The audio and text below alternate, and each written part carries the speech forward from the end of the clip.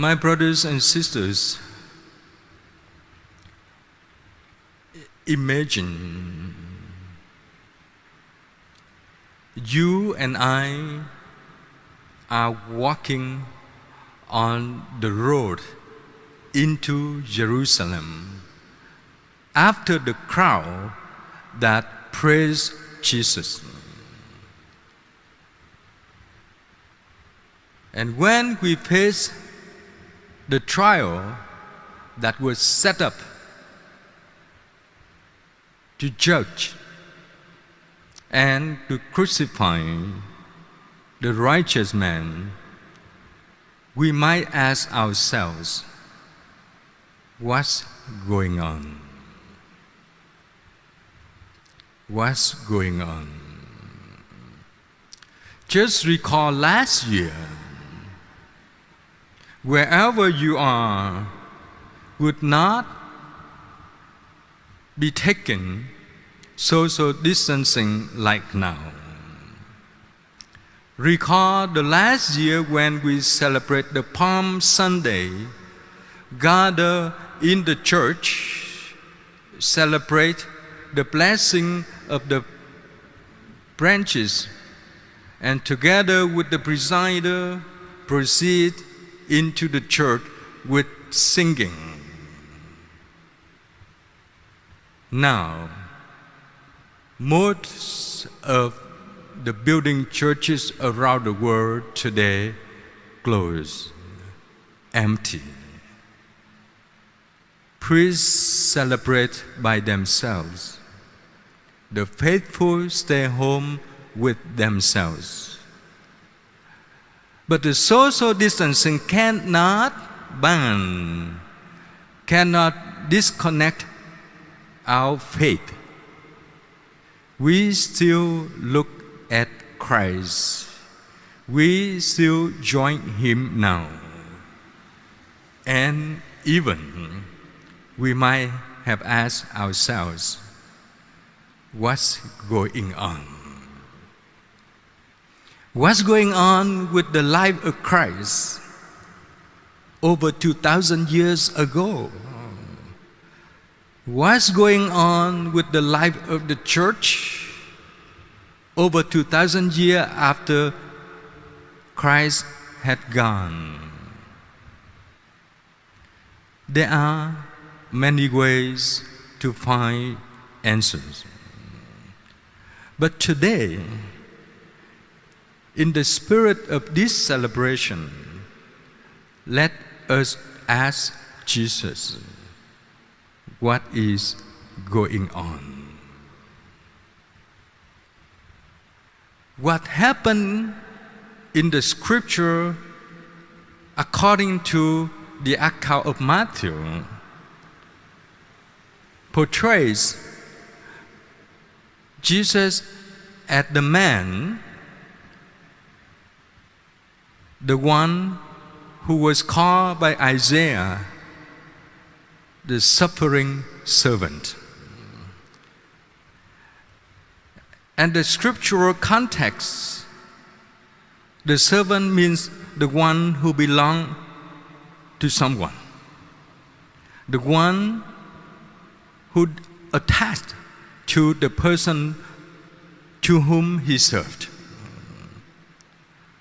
So what portrays in the first reading, the book of Isaiah, were fulfilled in the life of Jesus. The church believes that. And today we reveal that story through the readings. First, remember our love, human love. If you have some personal affection with somebody, you dare not to let yourself be ashamed before that person. Before the one whom you love, you want to be a strong shoulder for that person who can lay on, who can rely on.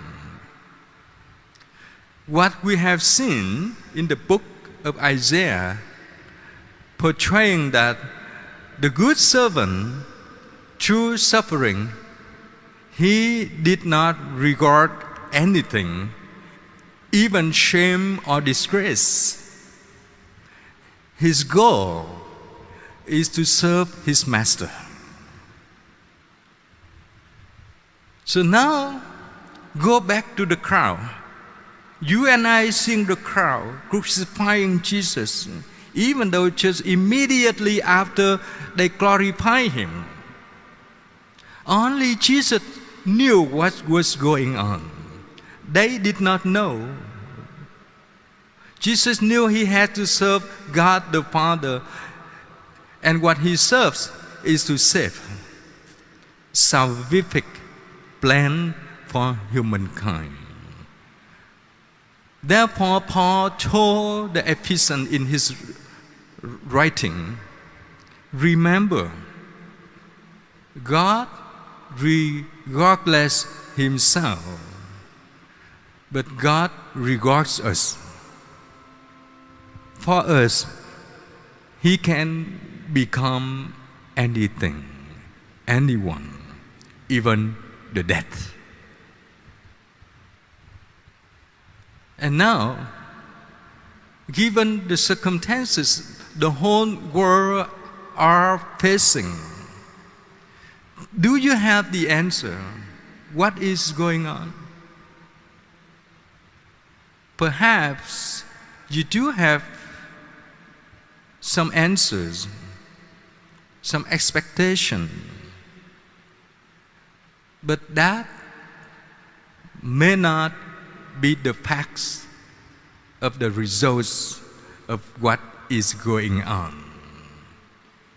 So far, people are fighting hard with the pandemic. So far, the people of God still trust through meditation, through prayers, through participating in the community celebration.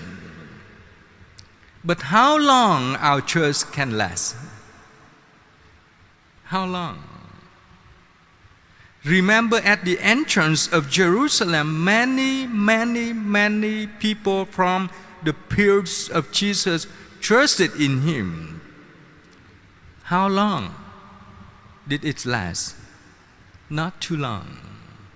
Why? Because they trusted for what they would want to get. They did not trust in God as the servant who serves the Master. So today, you and I have plenty of time for today, for tomorrow, for the next few days. I would encourage you, by any chance, any ways, read the Passion of Christ again and again. Let me provide you the quotation. The proclamation that I just finished was taken from a short form of the Passion of Christ. But we have time, you can look into the text of the Gospel, read it over and over to see and to feel with your eyes. The Gospel of Matthew, chapter 26, verses 14 to 27 and verse 66. And if you want to pay focus and read the short form of the Passion, you may pay attention on what I proclaim to you, the same chapter 27 of Matthew, verses 11 to 54. Matthew 27, 11 to 54. The more we read into the scenario, the narrative of Jesus, the more I hope you can feel and find consolation. God consoles us with the cross. God knows what is going on. You and I do not know yet. But as human, we do need a plan. We do need a deadline. We do need expectation so that we can hope and look for. The gospel portrays for us the end of the road, what will happen. The end of the road of our journey on earth is the resurrection. So trust in God. Trust in God as the message that Pope Francis would like to send to the youth today. What is going on? Because traditionally, on Palm Sunday, most of the dioceses around the world celebrate the Youth Day. Young people come together to share, to sing, and to celebrate. This year, as far as I know, and as much as you could read, most dioceses around the world cancel the gathering. So yesterday, Pope Francis sent a video message to prepare for us to enter into the Holy Week. And that recalled in my mind what he wrote to the youth. Rise. As Jesus said to the young man, rise, I ask you to rise from the dead. He wished the youth, do not become hopeless. The darkness of the electric in the city cannot darken our pathway to God.